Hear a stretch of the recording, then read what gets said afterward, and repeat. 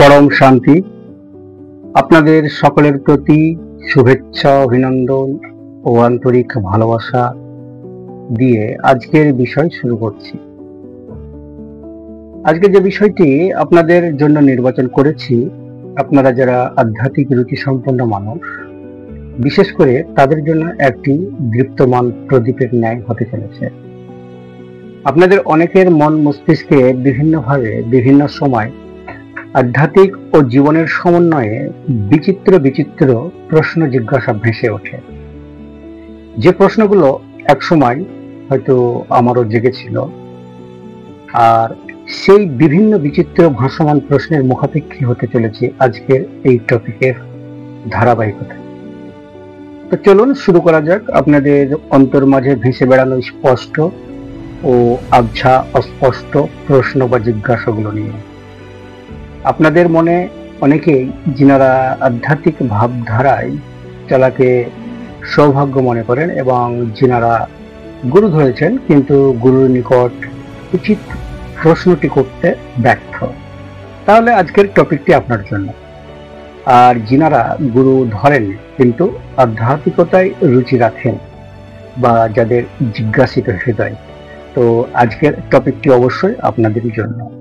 তো চলুন অন্তরে আধ্যাত্মিকতার প্রেম ও আপনাদের সকলের কথা মাথায় রেখে এবার এগিয়ে যাওয়া যাক মূল বিষয়বস্তুর দিকে। আজকের পর্বে আধ্যাত্মিক স্পষ্টতার স্বার্থে গুরুর নিকট 13টি প্রাসঙ্গিক প্রশ্নের নির্বাচন করেছি, যা আপনাদের জন্য, বিশেষ করে যারা আধ্যাত্মিক প্রেমী। গুরুকে আত্ম উপলব্ধি, সেলফ রিয়ালাইজেশন নিয়ে প্রশ্ন করার জন্য কিছু গভীর এবং কার্যকর প্রশ্ন আজকে বিষয় বস্তু স্বরূপ তুলে ধরব। হতে পারে এই প্রশ্নগুলি আপনাদের আধ্যাত্মিক যাত্রায় আপনার গুরুর অভিজ্ঞতা, জ্ঞান এবং পথ নির্দেশনা জানতে সাহায্য করবে। আত্ম উপলব্ধি সংক্রান্ত গুরুর নিকট শিষ্যের যে মৌলিক প্রশ্নগুলো মন মাঝে উদিত হয়, সেই উদিত বিষয়বস্তু, সেই প্রশ্নগুলোকে নিয়ে আজকের আলোচনা। যে প্রশ্নগুলি আমি নির্বাচন করেছি তার মধ্যে 1 নম্বর প্রশ্ন যেটি, সেটি হলো আত্ম উপলব্ধি বা আমি কে, হু অ্যাম আই। এই চরম সত্যের উপলব্ধি বলতে আপনি ঠিক কি বোঝেন? সাধারণ মানুষের কাছে এর অর্থ কি? 2 নম্বর প্রশ্ন যেটি গুরুকে জিজ্ঞেস করবো আমরা, এই পথে একজন গুরুর ভূমিকা ঠিক কতটা গুরুত্বপূর্ণ? গুরু ছাড়া কি আত্ম উপলব্ধি লাভ করা সম্ভব? তারপরে 3 নম্বর প্রশ্নটি, আত্ম উপলব্ধির পথ এবং জাগতিক জীবন মানে ম্যাটেরিয়াল লাইফ, এই দুটোর মধ্যে ভারসাম্য রক্ষা করা কি সম্ভব? যদি সম্ভব হয় তবে কিভাবে? 4 নম্বর প্রশ্ন যেটি করব, আত্ম উপলব্ধির পর একজন ব্যক্তির জীবনে মূলগত পরিবর্তনগুলি কি কি আছে? দৈনন্দিন জীবন যাপনে এর প্রভাব কি হয়?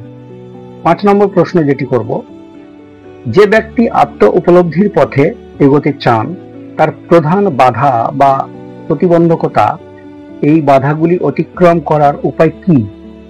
অনুশীলন ও পদ্ধতি সংক্রান্ত যে প্রশ্নগুলো গুরুর নিকটে আমরা এবার করব, এটি 6 নম্বর প্রশ্ন হবে। আত্ম উপলব্ধির জন্য সবচেয়ে কার্যকর অনুশীলন বা সাধনা কি? ধ্যান, সেবা, জ্ঞানযোগ, ভক্তিযোগ, এর মধ্যে কোনটির ওপর বেশি জোর দেওয়া উচিত? 7 নম্বর প্রশ্নটি আমরা এটাই করব, মন এবং অহংকার, ইগো, প্রধান বাধা। মনকে শান্ত করা এবং অহংকারকে বিলীন করার জন্য আপনার উপদেশ কি? আর 8 নম্বর প্রশ্নটি যেটি, প্রতিদিনের জাগতিক কাজের মধ্যেও কিভাবে আমরা আত্মসচেতন থাকতে পারি? 9 নম্বর প্রশ্ন যেটি, দীর্ঘদিন সাধনা করার পরেও যখন কোনো স্পষ্ট অগ্রগতি দেখা যায় না, তখন ধৈর্য ও বিশ্বাস ধরে রাখার উপায় কি? আর 10 নম্বর যেটি প্রশ্ন, সন্দেহ যখন জাগে, মন মাঝে যখন সন্দেহ জাগে, তখন কিভাবে বোঝা যাবে যে তা সত্যের পথে বাধা দিচ্ছে নাকি আরো গভীরে যেতে সাহায্য করছে? 11 নম্বর প্রশ্নটি, মৃত্যু বা বিনাশের ভয়, মৃত্যু বা বিনাশের ভয় থেকে মুক্তি পেতে কিভাবে সম্ভব? আর 12 নম্বর প্রশ্ন যেটি, যদি কেউ বুঝতে পারে যে সে ভুল পথে এগোচ্ছে তখন তার কি করা উচিত? আর সবশেষে 13 নম্বর প্রশ্নটি, আপনি কিভাবে নিজেকে এই চরম উপলব্ধিতে পৌঁছিয়েছেন? আপনার ব্যক্তিগত অভিজ্ঞতা এবং এই পথে আপনার সবচেয়ে গুরুত্বপূর্ণ উপলব্ধিটি কি ছিল? এই প্রশ্নগুলি গভীর আলোচনা শুরু করতে সাহায্য করবে, যা আপনারা আধ্যাত্মিক পথে চলিত হচ্ছেন বা অগ্রসর হচ্ছেন। কিন্তু এগুলোই আমাদের সাধারণত গুরুর নিকট গিয়ে আমরা মুখ বন্ধ করে নিই, প্রশ্ন করা থেকে বিরত হয়ে যাই। আর যেখানে প্রশ্ন শেষ, সেখানে আপনার জ্ঞানের যে জানার পরিধি সেটাও শেষ। এটা মাথায় রাখবেন। প্রশ্ন আছে মানে, জিজ্ঞাসা আছে মানে কিন্তু আপনার যে চেতনার গাড়ি কিন্তু ঘটছে। তো উদ্দেশ্যে, শেখরে এবং আপনার লক্ষ্যে পৌঁছানোর জন্য অবশ্যই প্রশ্ন একটি বিশেষ সাধন। তো এই প্রশ্নগুলি গভীর আলোচনা শুরু করতে সাহায্য অবশ্যই করবে, এবং আপনি আপনার গুরুর কাছ থেকে আপনার আধ্যাত্মিক যাত্রার জন্য অমূল্য দিক নির্দেশনা পেতে পারেন। তবে আপনারা যদি চান, তো সৃষ্টির ধূলিকণা সমতুল্য এই অধম আপনাদের স্বার্থে আপনাদের গুরু নয়, ভাই, বন্ধু, সৎসঙ্গী হিসেবে একবার প্রয়াস করে দেখতেই পারে এক একটি প্রশ্নের বিস্তারিত আলোচনা সহ। আর যদি আপনারা আগ্রহী হন, তাহলে অবশ্যই কমেন্ট বক্সে আপনাদের মতামত জানাবেন।